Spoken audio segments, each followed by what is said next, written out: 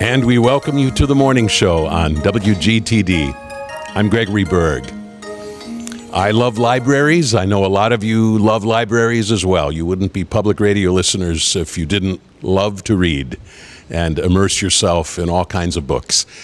And of course, there's no better place to explore the marvelous world of books and to expand our love of reading than a great public library.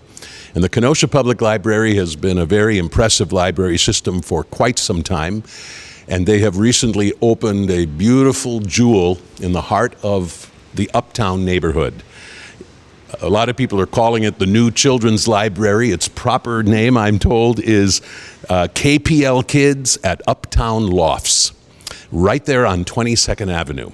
And I'm very excited that we can spend today's morning show talking with several of the librarians who make this beautiful new library go and who reach out to the patrons, many of whom are part of this neighborhood. And by the end of the hour, we'll be sitting down and having a serious conversation about some of the issues and concerns which really led to the creation of this beautiful facility. We're going to begin today with Heather Thompson, who is head of Youth and Family Services for the Kenosha Public Library, and several of her colleagues will be joining us in just a little bit. But Heather Thompson, we welcome you to the morning show. Thank you. It's so nice to be here. And thank you for welcoming us into this beautiful facility. So maybe you could just give us at least a general sense of what prompted the Kenosha Public Library to want to open a new facility like this. Well, you know, the director, Barb Bratton, and I used to dream about having a children's library, children's museum hybrid. And when we had the opportunity presented to us by the city to have this space, which was purchased with American Rescue Plan Act funds by the city, Barb said, it's got to be a children's library. So that's how we went about that. Yeah. Tell us just a little bit about the whole notion of designing a facility. Once you know there's going to be space for it and some resources to make it happen, who was involved in the design of this and what kind of conversations went on about what this place should look like and what it should offer? Actually, the entire Youth and Family Services team was involved in the design of this facility, as well as Barb Bratton and our assistant director, Brandy Cummings, our marketing team. You know, it was really a whole team effort. We worked with architects, Engberg Anderson, and they have an interior design firm. They made it this beautiful. Yeah, they asked us what we wanted. We told them what we wanted. They told us what was actually possible and practical, and we went from there. Of course, the other libraries of the Kenosha Public Library system have certain elements that are designed for children, and of course, beautiful and impressive, effective resources and so on. Were you anxious to make this distinct and different from what one finds in the other branches? Yeah, so I mean, first of all, it's distinct and different because it's completely for kids. And there's really very little here that's off limits, which is not the case at other libraries, you know. And also at other libraries, whether or not we tell people that they can be loud, their children can be loud in our spaces, it really doesn't feel that way to parents. But they really can here. They can do whatever they want. If they want to play with the little door stoppers, and they have, then that's fine. So that alone makes it unique. But I also believe that we have a bigger focus on STEM, which is science, technology, engineering, and math here, and like free exploratory play where they're learning science concepts through play. So in other words, this is not all that quiet a library. No, not at all. It can get very loud. It's quiet in here right now because we just opened, but it's very, very noisy sometimes. So would you say, as far as you know, this aligns with kind of a movement we see in libraries across the country in terms of moving towards this model, or is this still a relatively uncommon sort of public library facility? I feel that it's relatively uncommon. I haven't heard of very many children's only libraries.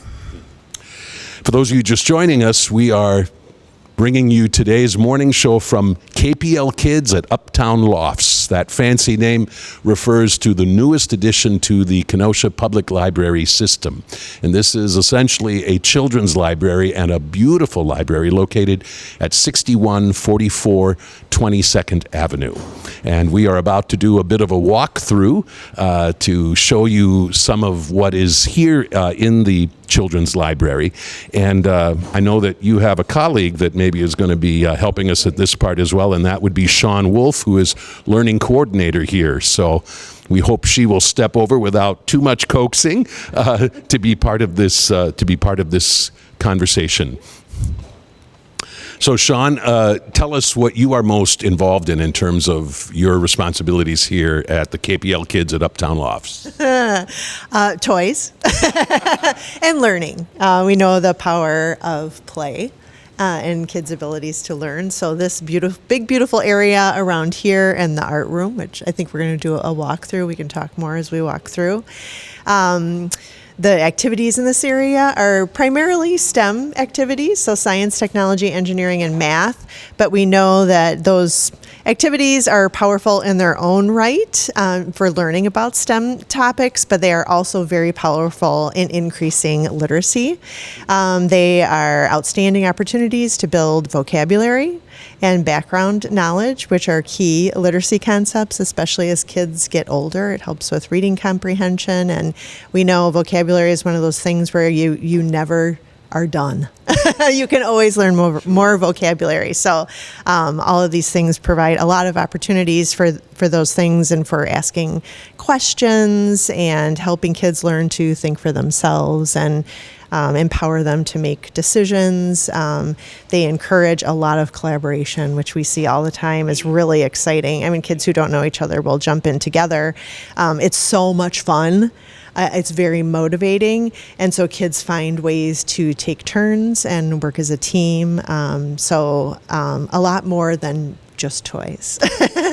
Well, and it's interesting, you walk in and close to the front door are some books, but I find it really interesting that in terms of what catches the eye when you first walk in, it's not books at all. And of course, although a lot of what has driven the creation of this are concerns about childhood literacy, as you've just spoken about, even this kind of thing, which does not involve books, does not directly involve literacy, can be very helpful in terms of building those skills. I suspect that's also something that's maybe we don't see that all that often in libraries. I mean, the name suggests these are places with books, but you're obviously expanding the notion of what a library should have. Yeah, absolutely. And like Heather said, we think this is pretty unique as far as libraries go on this scale, but many libraries do have small play areas. All of our library branches have smaller play areas, and it's because we all recognize the power of play to help kids learn many things. So maybe talk us through the specifics of what young people can play with in this part of the library. Yeah, so we sort of set some things up here just as an invitation to play. A lot of times kids, when they come in, especially if they're the first kids of the day, and we've sort of tidied up, it's hard for them to know what to do with all this stuff. So I put a few things out just to give them an idea, but really, like I said, they feel, once you get them started, they feel so empowered to experiment and create and test.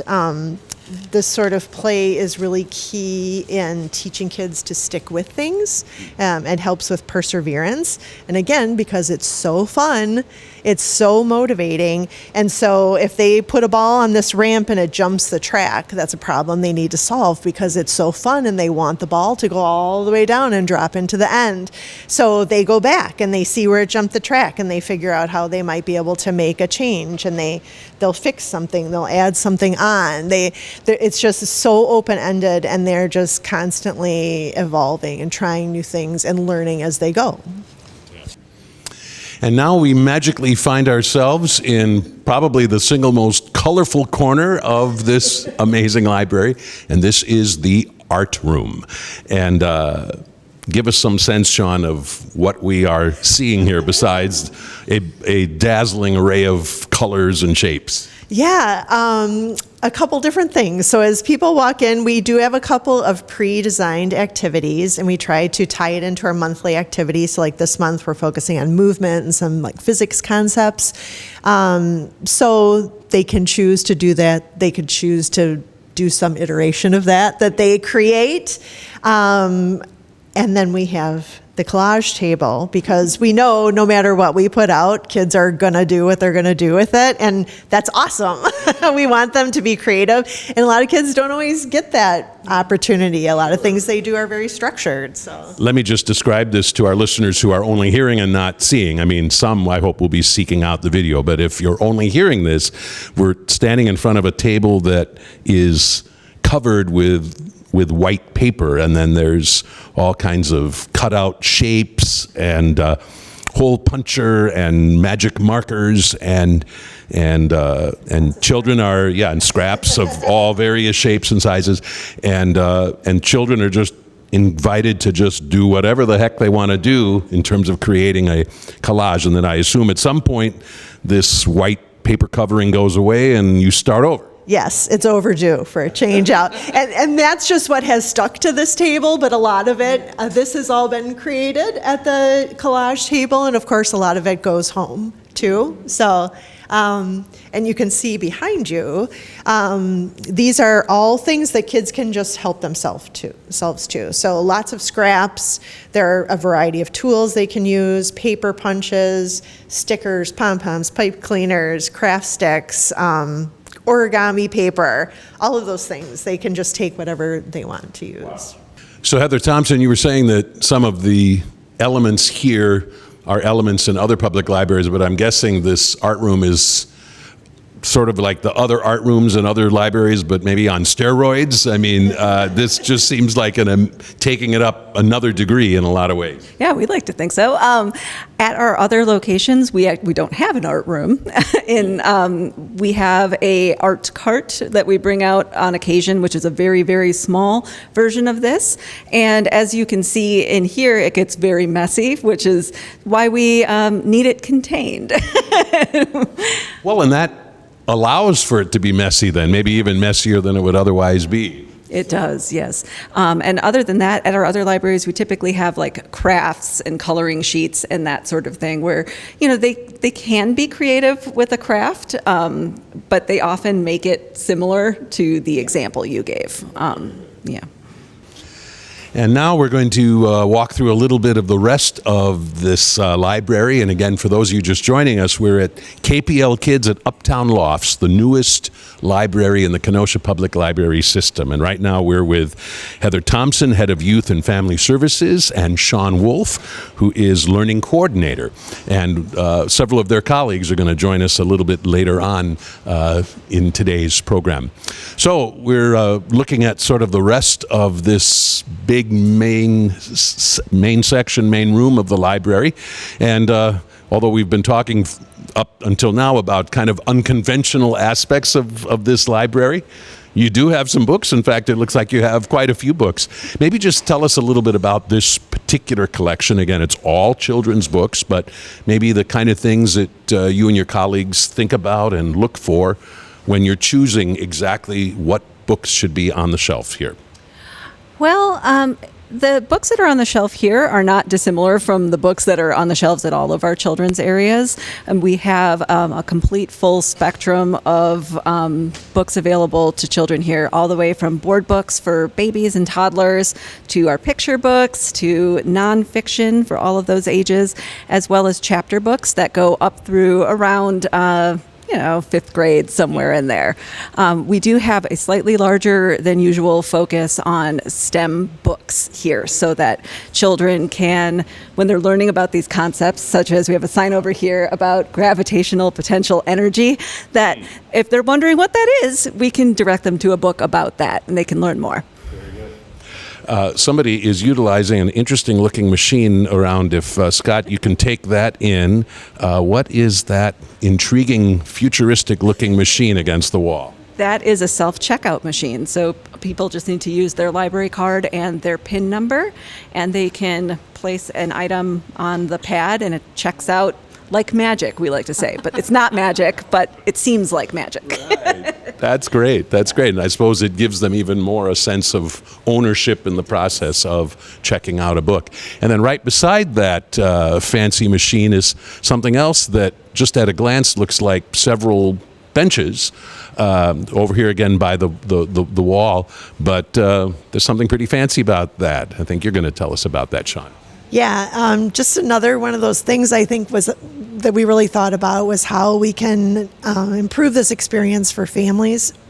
So we wanted the kids to be able to play, but we recognize that parents often need to get things done while they're at the library too. So those benches have laptop tables, so a parent can be right there alongside their child. They can still supervise, but they can get some work done while they're here as well. Fantastic. So you're thinking about the whole family when you're putting this space together. All right, we're going to make our way around and see some other things that are here. And it's an amazing place. And the books go on and on and on. But now we're in a really special part of the library that I think someone called the baby garden. Who wants to tell us about the baby garden? So the baby garden, while adjacent to the very bustling, active discovery area, is a little more sheltered. So a quieter, safer place for babies and toddlers. So we have toys over here as well for that age group. And our parenting collection was over here as well. So very strategically placed. So in other words, books for parents? Yes. Books for parents and educators, yeah. So again, supporting the whole family. And the toys in this area obviously have a different focus. A lot of things are sensory related because that's how young children learn. And it's, playing off of the typical play patterns we see, like pushing and pulling and attaching and detaching and things like that. So, still a lot. It looks like toys, but a lot of thought goes into what we put out there. And now I want to talk about what we find at this wall, because it's such a wonderful mix of old and new. That is, for a lot of us, even people as old as me, we remember these kind of books called board books, and then right beside them something very futuristic looking that I want to talk about as well. But first, let's talk about this notion of board books and what makes them so important. Well, board books, sometimes board books are only printed as board books. Sometimes they will print full picture books onto a board book format for very popular picture books. And the important thing about them is that they are essentially made of like thick cardboard, so babies can chew them or try to rip at them, and it's way harder for them to destroy it than a traditional picture book. Right. But they're also, they're learning what a book is, and they're learning how it, you go left to right and turn a page and all that sort of stuff. So, yeah.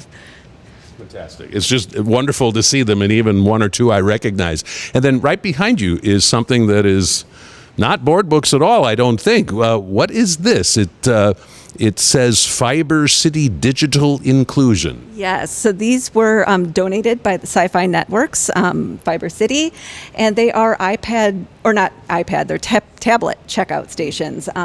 So all you need to do is scan your library card here, and it will release one of the not iPads, I have to stop calling it tablets. It will release a tablet.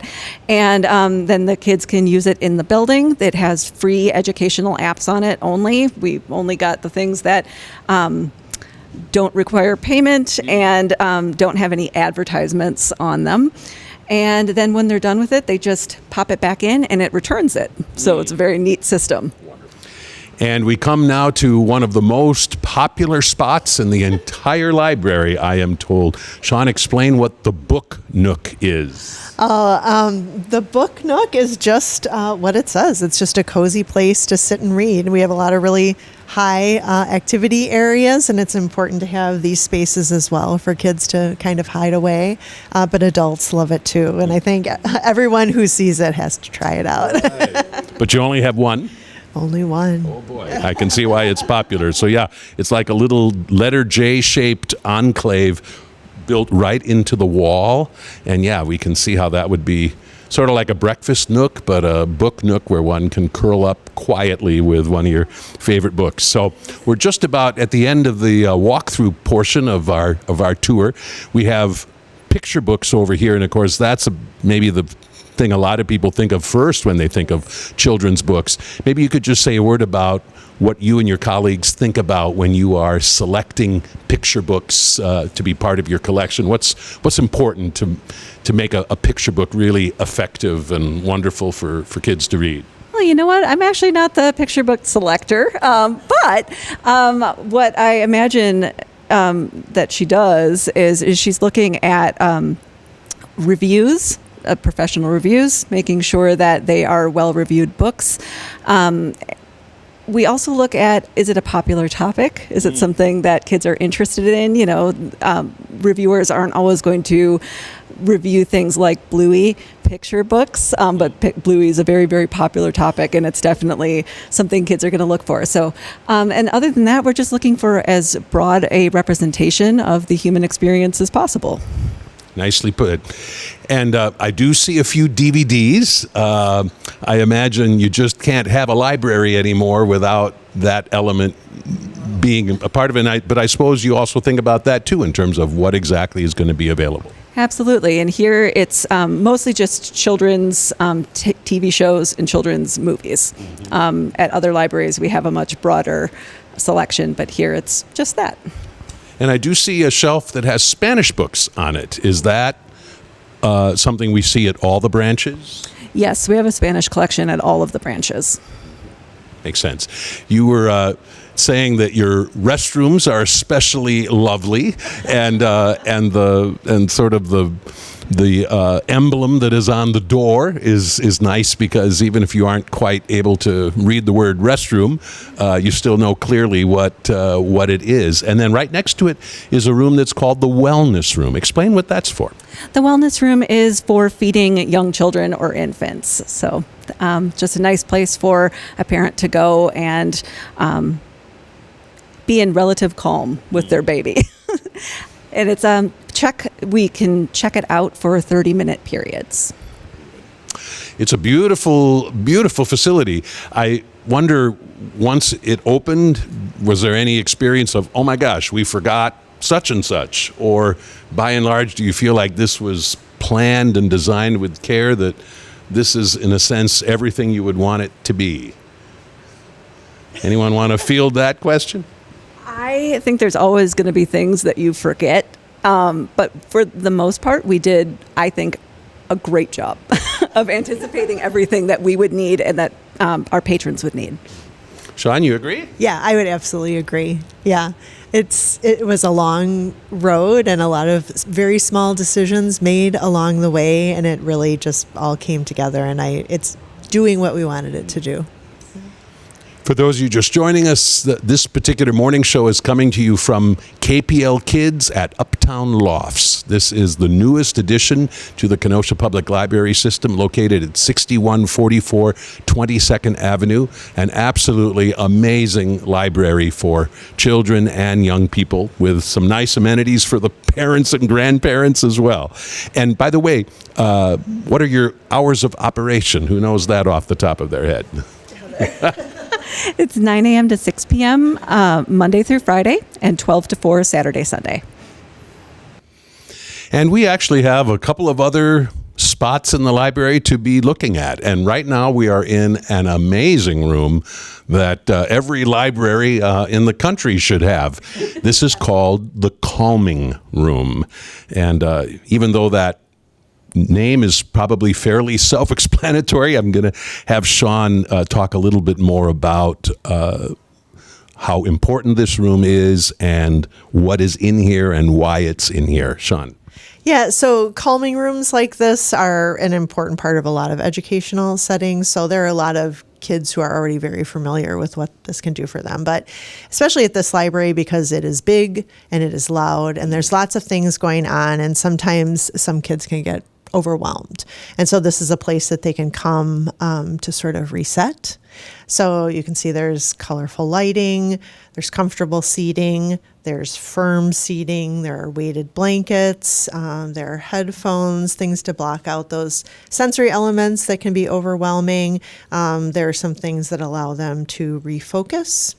And we're working on some action cards to sort of help them think about their time here and to plan what they're going to do when they leave the room. So this is a room that anyone can use, and they just go to the desk and you can get 30 minutes in here. So Right behind us is actually something that almost looks a little bit like a children's tent. And I should think like, yeah. And so when somebody finds even just sitting in a chair to be a little more than they want, if they really want to kind of shut themselves away, then they can do that. And I think we should just mention also that the colors don't just automatically change like this necessarily, although you can set them to do that. But there's some kind of control where a youngster can actually choose whatever color they want it to be. Yeah. And I suppose there are studies that show that that's important too. Sure. I mean, we think it's so cool, right? Everybody who comes in here is so excited about the lights. So, kids are too, and it just, it's calming. It can be calming. They can control the control pad. So it allows them to, again, sort of focus on that very specific thing, and it's just another calming technique. We have just a couple of other things to talk about, and one of them is a set of shelves that have graphic novels on them. And some of our listeners will be, of course, acquainted with graphic novels, including me, but some might not understand what a graphic novel actually is. And you were saying what a really important facet these are to your collection. Explain why.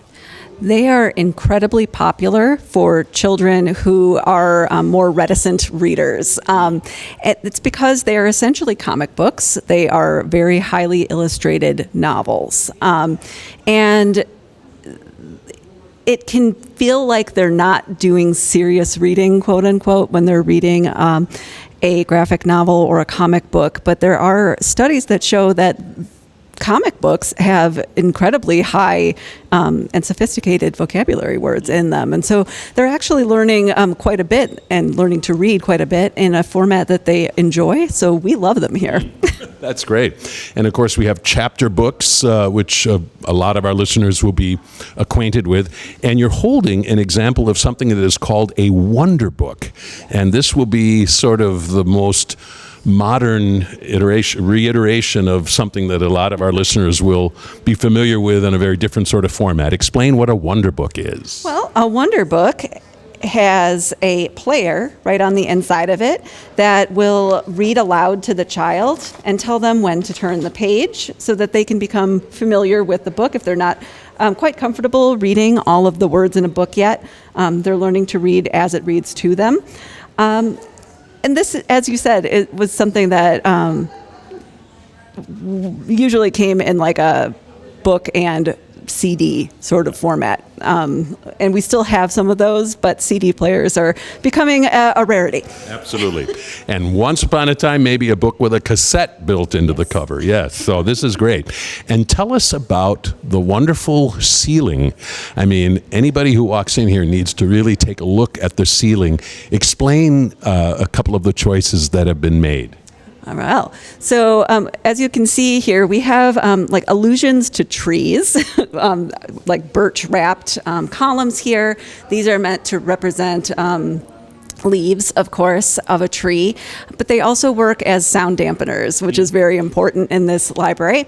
And up above that, we left all of the mechanicals exposed on purpose so that children can see what the inside of a building looks like and can maybe, take that scientific leap of wondering what's that pipe do and what's this pipe do and all that kind of stuff. And everybody's favorite thing I find out when they find out what it is these things on the wall are living moss, and we don't even have to water it. It just takes what it needs from the humidity in the environment. Wow, that's great. That is great. And if we look really closely, we see tree branches, a cat up in a tree, a couple of geese here and there. So it's as though even when they're inside the library, you want them to have a sense that they're also part of the wider world. Absolutely. We really tried hard for a blend between nature and industrial. Fantastic. And as we finish out this tour of the library, we are joined by the manager, Khalil Griffin. He manages this particular facility, the KPL Kids at Uptown Lofts, and also the nearby Uptown Library, which a lot of people are familiar with, and then also is still busy at Simmons Library. Khalil, you're a relative newcomer to the Kenosha Public Library system. Tell us just a little bit about where you come from originally, and I'm especially curious to know what got you interested in libraries in the first place, even before it became your vocation. Yes, sir. So I'm from Atlanta, Georgia. I've been working in libraries about 7-8 years. I got 2 aunts that were librarians growing up. So I grew up working at academic libraries, high school libraries, like shelving. I always say this joke. Pretty sure I was shelving wrong at like 5 and 6 years old, but I was shelving. So that's where my love from libraries came from. My aunts, just always growing up in libraries, because for the summer we would be with my aunts. And so while they were at school, we would just be in the libraries, me and my sister working. And I got a history degree, and there's not much you can do with a history degree. But once I got the degree, it was kind of like I knew I was going to get into libraries because nothing else really made sense for me. What drew you to the Kenosha Public Library system? I mean, when this became a possibility for you to become part of the team here, what did you find compelling or attractive about what they were doing here? So about, I don't know, maybe 4 years ago, I got my master's in public administration, and I just figured, I was a youth services librarian at the time, and I just figured, hey, I feel like it's time for me to become a manager. And I saw that the library was hiring. I interviewed with Barbara and a couple more people, and it was just a great interview. We had a couple technical difficulties at first, because they couldn't see my face, and they were like, "Oh no, it's okay." I was like, "No, I want you to see my face." And I think that like really like sparked something, and it was just, I don't know, just good energy, and just they were telling me about building this place and about all the staff, and it was just a good fit for me. They gave me my first chance to be a branch manager, so I will always be grateful to Barbara and the other 2 leaders that were there at the time. So you have come aboard at an exciting time for the whole public library system, but of course also in terms of the building of this brand new library and helping to get it off the ground. What kind of a challenge has that been for you and your colleagues? Excuse me. It's been a challenge, but I had Heather here. We had Sean. I'm always a team player. I never take credit for anything because I could never do anything by myself. Heather, Sean, Barbara, Brandy, even past staff members. It wasn't just me at all. If anything, I was probably the person that knew the least because I was coming into this. But I've been dedicated. Everybody's been dedicated. But this person right here is the person. These 2 ladies right here are the people that really got this library going and just really got everything set in motion. And they're the reason this place is so beautiful. So it's not me. So I'll turn it over to you, and why don't you say something nice about Khalil Griffin and the difference that he's made here, modest though he may be. Well, the thing is, we pulled our children's section out of the Uptown Library so that there's more space for adults and teens there, and it's only a couple blocks away. And so Khalil, being the manager over there, knows all of the kids who were coming into there, and they have been here instantly because of him. He's really brought a lot of children into the library, so it's been wonderful. So what kind of relationship do you try to foster with the youngsters who come here? I just try to make sure I am a role model, somebody they can come to. I wish they came to me more with homework, but someone they can come to just about anything. I make sure I know their names. I make sure they know my name. I make sure I know their parents. I make sure when their parents come in, I learn their names. I make sure their parents know who I am. And I'm just big on community. So it's kind of like we are all a big family. I just try to relate to them as much as I can. Talk to them about any problems they're having. Like I said, I wish it was more focused on school sometimes, but once you get to know them, you get to understand what they like to do, what they don't like, then you can always ease the books and everything in their face. But just getting to know the kids and their parents is very, very important to me. I imagine that's maybe in some ways the best part of the job. It is the best part of the job, besides having good staff members to help you out. Because like I said, I can't do any of these things alone. And even some of my more shy staff members, I feel like they've come out of their shell just seeing me interact with the kids.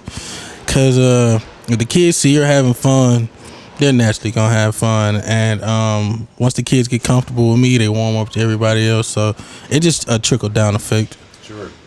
Well, of course, part of what prompted the creation of this facility is some really serious concerns concerning literacy for young people, but you've also touched on the fact that it really helps if kids think of a library as a place that's fun. I mean, if it's this serious gray-looking building where people sit quietly, that might serve a function, but chances are you're going to be turning off a whole lot of the kids that you need to reach the most. Right, that's true. I always say, and Sean was just saying this earlier, I think when she was talking to y'all, basically you got to trick them into learning. If they're having fun and they don't realize they're learning, that's great. Because everything that we have in here is basically STEM related. So it's building all kind of different motor skills and just everything. So while they're interacting and playing with each other, even just playing with each other is still socializing. And with COVID, a lot of these kids weren't socializing with other kids. So yeah, I like to just say, if they're having fun and they're learning, you really can't beat it, because they're gonna come back. And just seeing the kids' faces when they come in here, you see them wow, and it's just amazing. Very good. And that's Khalil Griffin, who is the manager of KPL Kids at Uptown Lofts, and also the Uptown Library, which is still there, still as lovely as ever. Heather and Sean, we should talk for a moment about what I touched on, which is kind of the serious concern involving literacy among youngsters in Kenosha, because that's a big part of why this library is here. Tell us about kind of the nature of those concerns and why it's something that all of us should be thinking about. Well, in my humble opinion, literacy is the root of everything. It is the gateway to success in life, right? Not just being somebody who likes to read books. People can be literate and not like to read books, and that's totally fine. But just think about needing to interpret forms that you need to fill out, or going to the doctor's office, or a rental agreement or something like that. There's a lot of things in life that we need to be literate for. And so it's a really big concern that our children are falling behind in that respect. Right. In other words, this is about more than creating bookworms. That's not really the goal. It's just giving people the skills, or helping them foster the skills which allow them to just kind of navigate through the world. I'm sure a lot of our listeners have seen some of the statistics, but I have to say I was not prepared for just how alarming some of those statistics were from just a few years ago. Maybe give us at least a rough sense of what we're talking about, and then some indications of progress that's maybe already being made to address some of that. Khalil, are you able to remember any of the statistics? I believe, and I don't exactly quote me on this, but I believe under 40% of the African American kids in Kenosha can read. That's in third grade, can actually read on the third grade level, which is awful. And I'm pretty sure it's under 30%. And we have to do something about it. So that's where this library, part of the reason this library came about. It's it's very difficult to measure these, any sort of progress, because these statistics are coming from test scores, and that's not something we can do here in this library. And really, there are a whole host of reasons why this could be happening, and we're just one piece of the puzzle. So we're doing the best we can with what we are able to do, which is provide books, provide literacy-rich environments, and opportunities for play and socialization. Right. I suppose part of this is hoping that some of those youngsters who are in the most acute need will come here. What is done to try to make that happen, so you're not just waiting for kids to find you? Are there ways in which the library can be doing outreach into some of these populations where there are youngsters that really need what is available here? Well, this neighborhood right here is one of the central areas where literacy is low. Reading levels are low. So that's why this library is one of the reasons libraries in this area. A lot of the schools in this area have some of the lowest reading test scores, unfortunately. And as far as, so we have an outreach team. We have programs. We have a marketing team to get out into the community and bring literacy to the community. But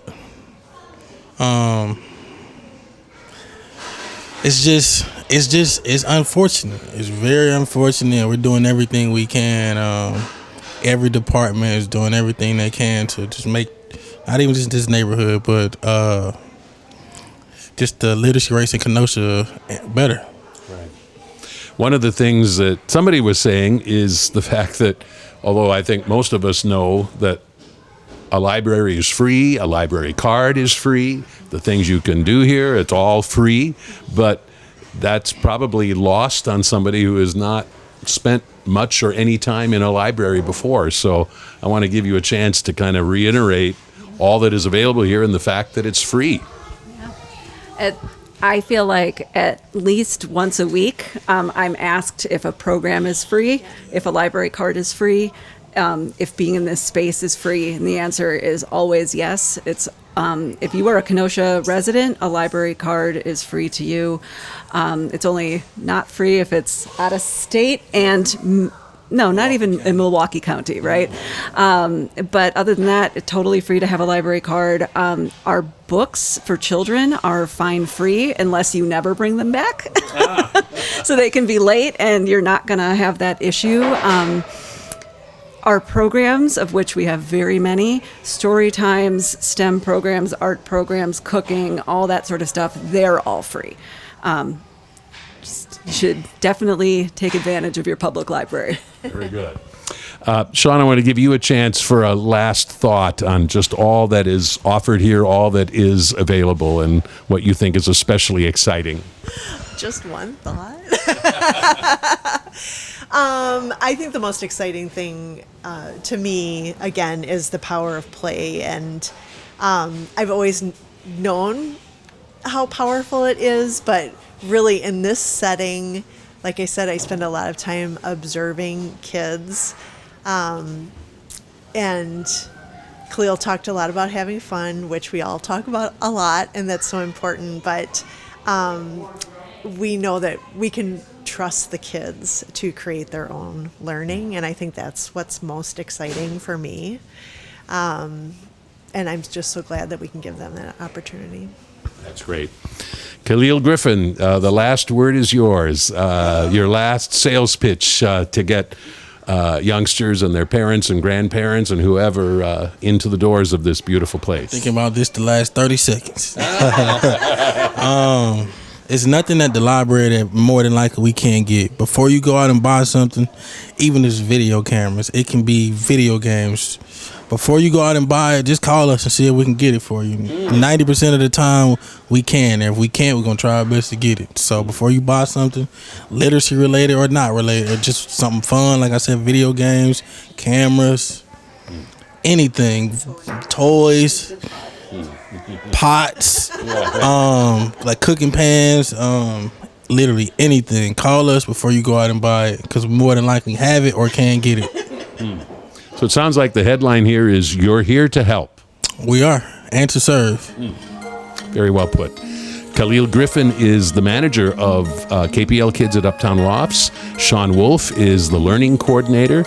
And Heather Thompson is the head of youth and family services for the Kenosha Public Library System. Thank you for welcoming WGTD into your beautiful space. And thank you for all the good work that you and your colleagues are doing on behalf of this community.